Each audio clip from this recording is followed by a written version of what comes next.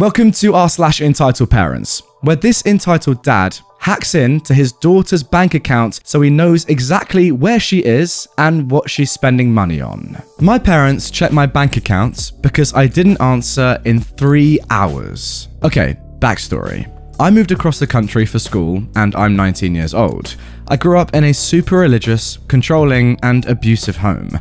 Because of this, I felt that every time I made a big decision, I'd be ridiculed for not including my parents in the discussion. There's also a lot of mistrust and trauma from my parents too. So that only adds to me being slow to tell them about decisions I make on my own. I also have a job, so I've been earning my own money. Now on to the story. I've been in a long-term online relationship with my partner for 2 years. My parents were not aware of this relationship, and even if they were, I imagine they would have disowned me because my partner is non-binary. My parents were the transphobic religious type. Anyway, there was an opportunity to meet my partner in person over a break. I bought myself a ticket to go to where my partner lived, about 6 hours train ride away. Before this, my partner and I had been FaceTiming for months, and we knew that we both weren't catfish. The plan was set, and I travelled and met my partner in person, and it was amazing. The entitlement comes in the day after I meet my partner. Side note, I didn't explicitly tell my parents I was going because they never asked. I also didn't want a wave of questions that I knew were going to be far too intrusive. My dad had texted me asking what I was doing at around 7 my time. I saw it but decided to ignore it because I was having a good time with my partner. At around 10, I get several texts from my dad telling me to call him now. I was concerned and annoyed, so I went into the bathroom and answered. Hello? Hi, where are you right now? I gave him the name of the college town. I feel like you're lying to me. My heart literally sank to the floor. What makes you say that? Because your bank statements say you're in another city where my partner lived. I was stunned. I knew my dad was very controlling, but I didn't think he'd look at my bank statements for my location. The rest of the conversation continued with my parents basically yelling and crying at me for not telling them about this decision. They also asked for a lot of intruding information about my partner. I'll admit, I lied about some things, but the phone call was littered with guilt tripping and blaming me for destroying our trust. When I hung up after getting beat down verbally, I went to my partner and cried. I ended up cutting my parents off because this was the last straw. Honestly guys, stories like this, I just feel so sorry for OP. What more can I say other than you're in such a bad situation there. Like, well done for getting out when you could. Like, it's just horrible. The person you love, or the person that you want to be with, not being accepted by your family. How horrible is that? Hey, I tell you what you definitely should do. Change your passwords to your bank account immediately. You cannot have your dad being able to access that and therefore knowing where you are and what you're spending money on. That is so intrusive and so controlling. Get that changed, please. And now moving on to our second Entitled Parents post. Entitled Mum grabs my arm to tell me, drawing on yourself is harmful and satanic. I was talking about tattoos with my husband when my subconscious unlocked this gem of a memory the other day. This happened midway through my high school years. I've always been an artsy girl with the social skills of a cat. Nice 1 minute, but a total butthole the next. That's when I'm able to be social at all if my anxiety would allow it. One of my favourite forms of art is tattooing, and I used to draw on my arm, legs, and feet with a Sharpie at least once a week.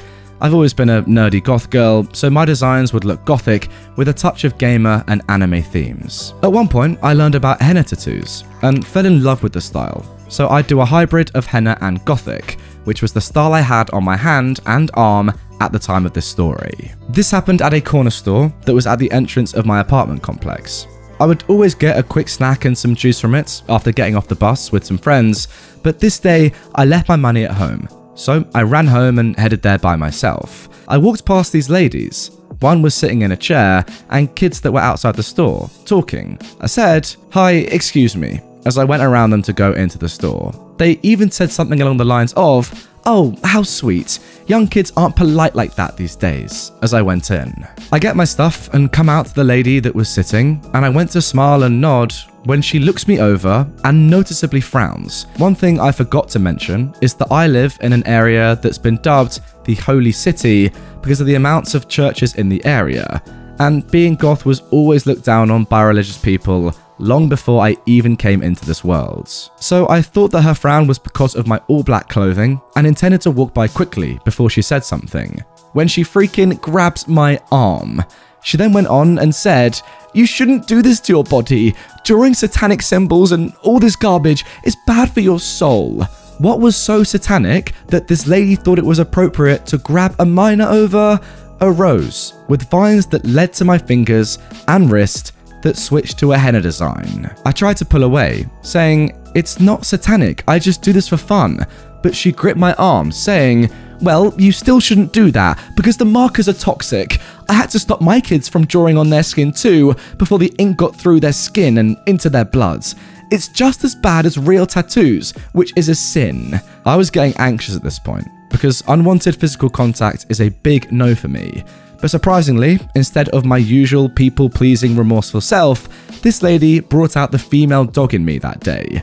And I pulled away, saying, "Listen, I use non-toxic markers, and a freaking rose isn't satanic. You aren't my mum, lady." I stormed off as she screamed out, "You're gonna go to hell," which wasn't the first or last time I'd be told that, so I brushed it off. I tell you what, guys, how boring, right? Answer me this: must your life be for your only form of entertainment to come from picking on minors who have chosen to draw something on their skin? Like, what a boring life you must live. Seriously, do something more interesting. Do a crossword or something. Go and walk your dog. Don't just pick on random people for the sake of it. Why? I mean, look, come on. I respect this lady's religion, I really do, but why is she saying that a tattoo is satanic? The last time I checked, it isn't. Just a bit of ink in your skin. Really? You're gonna complain about that? Go away. Entitled coworker, too good for gift card. So, as Christmas is approaching, my work, before I started working there, used to buy everyone booze for Christmas. Now, because it's too complicated to get everyone's favourites, they started handing out gift cards for £30 for Asda, a major UK supermarket, so people could buy what they wanted instead. Now, we also get a yearly bonus as well, usually between 5 to 10%, depending on how well we've done within certain aspects of our jobs. So today they give us our gift cards. Everyone was happy with it, apart from a temp who's been there since November the 1st. He started ranting and raving about how it wasn't enough.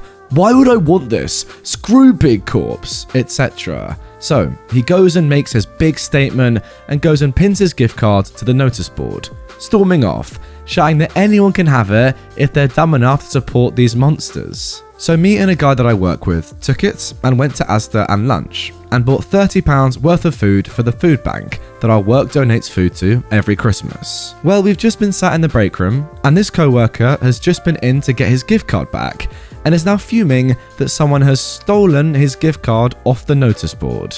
Not sure what he was expecting when he said that someone can take it. Yeah, I mean, bit of a weird thing to do in the first place. You're getting a free £30 voucher to buy whatever you want from a supermarket. Just use it. But then once you say, "No, I don't want this. Anyone can use it. Screw big corporations. I don't care." You gotta at least stand by that. You can't come running back to it. Like, what was the point in the first place of making that big speech and pinning it to the board and saying, "Somebody please take it. I'm not using it," if you're gonna want to come back and use it eventually? Embarrassing. That's what it is. I tell you what though, the money was definitely spent on a better person than the temp. That's for sure. And now moving on to our final story of today's episode. Rank has its privileges. It was the week before Christmas, and I was flying home to New Jersey from a business trip to California. When I got to the departure lounge, I ran into an old friend from high school. He was a first lieutenant in the army coming home on leave. He said we should ask the gate agent to switch our seats so we could sit together. I said I can do better than that. I was traveling so much for my job that I had tons of frequent flyer miles. I cashed some in and upgraded both of us to first class. We'd just settled into our seats when an Air Force major and his wife entered the plane and approached my friend. "Lieutenant, are you traveling on orders?" "No sir, I'm going home on leave." "Is this guy traveling with you?" Maybe he thought we were a couple. This was before Don't Ask, Don't Tell. "Not really, sir. We're old friends and just happen to be on the same flight." "Did you and your friend get upgrades to first class?" "Yes, sir. We did." "Well, you're in our seats." My friend produced his boarding pass, which showed he was in his assigned seats. The major explained that regardless of the boarding pass, as a senior officer, he and his wife were entitled to the first class seats, and we would have to move. That was when the flight attendant came over and asked what the problem was. The major said that he had asked the gate agent for an upgrade and was told that none were available. But now he sees that they upgraded a lieutenant and this civilian. As a superior officer, regardless of branch of service, he had priority and was claiming those seats. The flight attendant said, "Gentlemen, please stay in your assigned seats. Major, please proceed to your seats in coach. You are blocking other passengers." The major started arguing about rank and military protocol. He claimed he had the right to order the lieutenant out of his seats. It's never been clear to me how this clown thought he could order me to do anything. The flight attendant asked him again to take his seat, and he kept arguing. Finally, she said, "If you're so concerned with rank, I will get the pilot. He's a colonel in the Air Force Reserve, and I'm sure he'll be happy to order you to exit the plane and discuss this with the gate agents." The major stared at her for a moment, then realized she wasn't bluffing. Before moving to his seat, he demanded my friend's name and unit so that he could report him. Now, I don't know if he ever did, but my friend never heard another word about it. I tell you what, guys, I really hope that this isn't a thing. I mean, surely you don't have to listen to your superiors at all times, even when you're not actually working. Like, this guy's on leave, has paid, I know OP has paid, but theoretically he has paid for an upgrade or whatever. It's got nothing to do with the army or the military. It's his own upgrade. Yet this bloke still thinks that he's in a position to take it off him because he's at a superior rank. It can't work like that, can it? Surely. Like, I'd go as far to say that there's no way it can possibly work like that. And for that reason alone, this bloke deserves to be reported for trying to abuse his power. Like, look, if you guys know about this, please do comment down below. Enlighten me. I clearly don't know, and I'm interested. But surely it can't work like that. Come on, that's ridiculous. Fair play to the flight attendant for sticking to her guns, and it's cool that the pilot was a colonel or whatever, but say he wasn't and say it was just a normal pilot, would this guy have continued to pester and say, "No, I'm your superior, give me the seats," even though they paid for them or, you know, used the air miles on them? Insane. Anyway, guys, that is going to do it for this episode of r/EntitledParents. I hope you've enjoyed it. If you have and you want to see more from this subreddit straight away, check out this video on screen right here. Give that a click and you'll love it. Trust me. If you are new to the channel, hit this button as well and subscribe. Also press the bell and you'll be notified every time I post a brand new video, which, by the way, throughout December is twice per day. Pretty cool. See you all later with another one.